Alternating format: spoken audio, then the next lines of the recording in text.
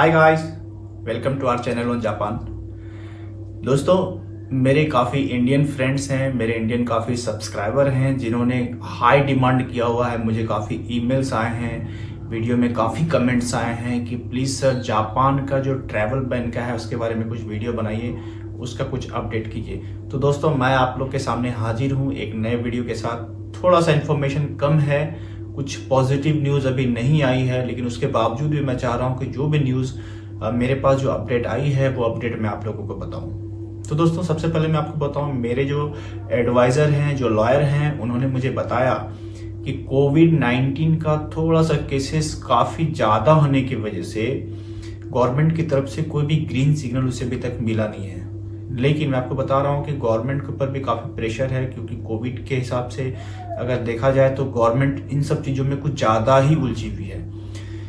तो गवर्नमेंट को थोड़ा डिसीजन लेने में थोड़ा सा सोचना पड़ रहा है। हालांकि मैंने पिछले वीडियो में आपको बताया था कि पाकिस्तान के लिए भी और स्पेसिफिक कुछ जो इंडियन हैं जो कि पीआर हैं या फिर जो वहाँ की सिटीजन्स का स्पाउस है, वो लोग तो इंटर कर सकते हैं जापान में। लेकिन जो न्यू एंट्री है दोस्तों, उन लोगों को थोड़ा प्रॉब्लम आ रही है। हाँ, उसके लिए भी कुछ प्रोसीजर है कि जिस कंट्री को जापान ने बैन नहीं किया है उस कंट्री के थ्रू जो है कुछ लोग जाते भी हैं। कुछ मेरे सर्कल में भी आए हैं, ऐसी बात नहीं कि नहीं आए हैं। और मेरे काफ़ी दोस्त पाकिस्तान से जो भी हैं, इवन वो भी यहाँ पे आए हैं। तो पाकिस्तान से तो स्पेशली ओपन कर ही दिया गया है, इंडिया से भी ओपन करना था, लेकिन उसका सबसे बड़ा रीज़न था दोस्तों डेल्टा वेरिएंट कोरोना का हो जाना यहाँ पे बहुत ज़्यादा। क्योंकि आपको भी पता है कि इंडिया में सबसे ज़्यादा डेल्टा वायरस पाया गया था और जापान में भी डेल्टा वेरिएंट ही देखा जा रहा है। तो इस लिहाज से जो है यहाँ की गवर्नमेंट ने डिसीजन लिया कि यदि इंडिया का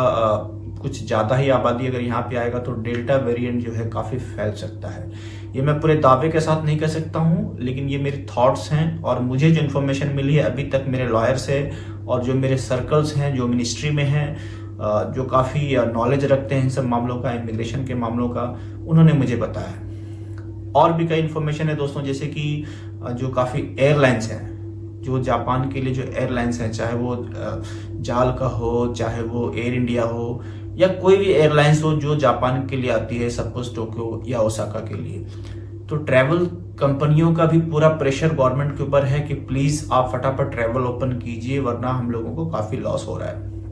तो गवर्नमेंट भी सारी चीज़ों को देख रही है, समझ रही है, और गवर्नमेंट भी कुछ पॉजिटिव न्यूज़ देगी ही देगी डेफिनेटली। जैसे कि लास्ट टाइम भी मैंने आपको बताया था कि इतनी तारीख को मैं आप लोगों को कुछ न्यूज़ दूंगा, और डेफिनेटली मैंने आप लोगों को न्यूज़ दिया भी। हाँ, उसमें ये था कि कुछ नेशनलिटी जो थे वो बिल्कुल नहीं आ पा रहे हैं। कुछ नेशनलिटी के स्पेसिफिक कुछ जो स्पेशल जो वीज़ाएँ हैं उसके आधार पर यहाँ पे आ सकते हैं। तो उसी तरह से पाकिस्तान का जो है वो जापान में एंटर करना थोड़ा पॉजिटिव हुआ, जिसे पाकिस्तान भाइयों के लिए जो है यहाँ पे एंट्री को अलाउ किया गया, यूके की एंट्री को अलाउ किया गया। इवन आप ये भी सोचिए कि यूएसए की एंट्री में अभी तक प्रॉपर वे पे स्टार्ट नहीं हुई है। इंडिया की तो मैंने आपको बताया ही था, और जैसा कि अगर आपने आर्टिकल पढ़ा होगा तो उसमें स्पेशली दिया हुआ मेंशन किया हुआ है कि इंडियंस भी यहाँ पे आ सकते हैं। लेकिन स्पेसिफिक जो मैंने आपको बताया था कि स्पाउस हो या फिर सिटीजन्स हो वो यहाँ पे आ सकते हैं, या फिर कुछ मेडिकल इशू हो, या फिर जो बाकी जो होते हैं गवर्नमेंट सेक्टर के जो होते हैं वो लोग कुछ आ सकते हैं यहाँ पे। तो दोस्तों, ऐसा नहीं है कि जापान ओपन नहीं करेगा, जापान डेफिनेटली ओपन करेगा, क्योंकि जापान को काफी लॉस हो रहा है। और स्पेशली मैंने आपको बताया कि टूरिज्म, जितने ही टूरिज्म वाले हैं उन लोगों ने काफी जापान के ऊपर प्रेशर डाला हुआ है कि जल्दी से जल्दी शुरू किया जाए, क्योंकि हमारा टूरिज्म बहुत लॉस हो जाएगा। क्राइसिस तो पहले से चल रही है, क्राइसिस की वजह से ऐसा ना हो कि हमारी कंपनियां बंद हो जाए। तो डेफिनेटली गवर्नमेंट जो है दोस्तों कुछ ना कुछ कदम जरूरी उठाएगी। जैसे ही मुझे कुछ स्पेशल इंफॉर्मेशन मिलेगी मैं आप लोगों के साथ जरूर शेयर करूंगा। फिलहाल मेरे जो लॉयर हैं, लॉयर की तरफ से जो मुझे भी न्यूज़ मिली है कि 1 या 2 दिनों में जो है इनकी फिर से मीटिंग होने वाली है, इमिग्रेशन की टीम हो या फिर मिनिस्ट्री का जो टीम हो, बाकी सब जो जैसे कि सेक्टर्स हैं, जैसे ट्रैवल के सेक्टर हैं, बिजनेस के सेक्टर हैं, सबके साथ मीटिंग दोबारा होने वाली है। लेकिन गवर्नमेंट थोड़ा सा भी पैरा ओलंपिक में जो है पार्टिसिपेंट, जितने भी पैरा ओलंपिक के जो भी गेम होने बाकी हैं उसमें पूरा का पूरा ध्यान गवर्नमेंट का लगा हुआ है। इसके अलावा आपने देखा भी होगा, आप किसी न्यूज़ या किसी प्रिंट मीडिया या फिर किसी किसी सर्कल से अगर आपने सुना होगा कि जापान में जो है कोरोना वायरस काफ़ी ज़्यादा है। इवन आज भी मोर देन 25,000 से भी ज़्यादा केसेस है दोस्तों। सिर्फ और सिर्फ टोक्यो में ही 5000 प्लस केसेस आ रहे हैं। केसेस वैसे हो रहे हैं दोस्तों जिसमें कि हॉस्पिटल्स में एडमिशन नहीं मिल रहा है पेशेंट्स को। तो मुझे लगता है कि आप लोगों को भी पेशेंस रखना चाहिए। थोड़ा सा सिचुएशन और समय ठीक नहीं चल रहा है, जो कि ग्लोबली है, यूरोप में भी है, अमेरिका में भी है, इस तरह हमारे पूरे एशिया में भी फैला हुआ है। और अभी अफगान का मैटर है, वो तो आपको अच्छे से ही पता होगा। तो मुझे लगता है कि दोस्तों आप लोगों को थोड़ा सा पेशेंस और भी रखना चाहिए। पारा ओलंपिक के बाद मेरे लॉयर ने कहा है कि पारा ओलंपिक के बाद कुछ ना कुछ गुड न्यूज आप लोगों को जरूर मिलेगी। फिर मैं लगा पड़ा हूँ, जैसे ही मेरे लॉयर कुछ इन्फॉर्मेशन मुझे देंगे तो मैं आप लोगों को इन्फॉर्मेशन इमीडिएट वीडियो बना के मैं आप लोगों को बताऊंगा, या फिर मैं जितने भी मेरे सब्सक्राइबर हैं जिनके मेरे पास ईमेल्स एड्रेस है तो मैं ईमेल में सारा एक अलर्ट डाल दूंगा। कुछ भी ऐसा स्पेशली अगर गवर्नमेंट की तरफ से कुछ इंडिकेशन आया ओपनिंग बॉर्डर को लेके तो डेफिनेटली मैं आप लोगों को इन्फॉर्म कर दूंगा। तो सबसे पहले मैं एक चीज बता दूं दोस्तों कि अगर जापान गवर्नमेंट एंट्री स्टार्ट करती है तो सबसे पहले इंडियन के लिए जो है वो वर्किंग वीजा वालों का होगा, जो न्यू एंट्री वाली है वो होगी, स्टूडेंट का होगा और स्पाउस का होगा।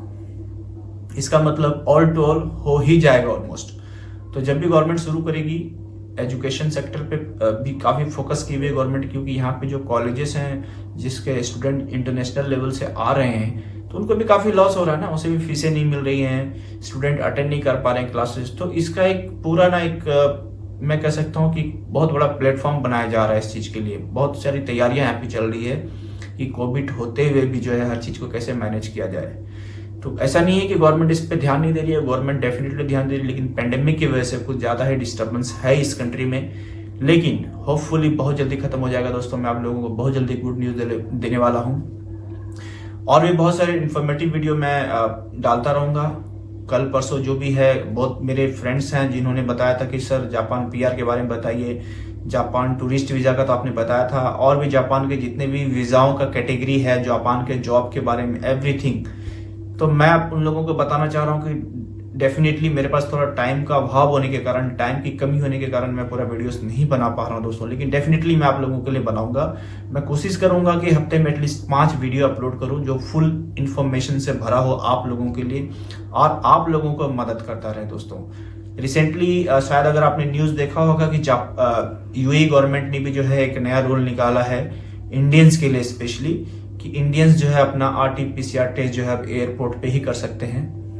और ये सिर्फ और सिर्फ ट्रेवल करने से आपको आई थिंक 12 घंटा पहले, नहीं सॉरी 8 घंटा पहले ही आपको कराना है। इट मीन्स आपको 4 घंटा पहले ही कराना है। इसका मतलब ये है कि एयरपोर्ट आपको 6 घंटा पहले पहुंचना है, आपको टेस्ट करवाना है, 2 घंटे में आपको टेस्ट का रिजल्ट आएगा और उसके बाद फिर आप ट्रेवल कर पाओगे। तो यूए गवर्नमेंट ने थोड़ा सा टफ किया हुआ है, लेकिन बिकॉज उसको भी अपने देश में कोरोना का संक्रमण ज्यादा ना फैले, इसकी वजह से भी जो है गवर्नमेंट ने कदम उठाया। पर जापान में ऐसा कुछ नहीं है दोस्तों। अगर आप वैक्सीनेटेड नहीं भी हो और अगर आप आते भी हो तो कोई इशू नहीं है। आप सिर्फ निगेटिव होने चाहिए, RT-PCR की जो है वो रिपोर्ट आपके पास होनी चाहिए और 72 आवर्स के विदिन होना चाहिए, मतलब 72 आवर्स के पहले का ही पूरा रिपोर्ट निगेटिव रिपोर्ट होना चाहिए।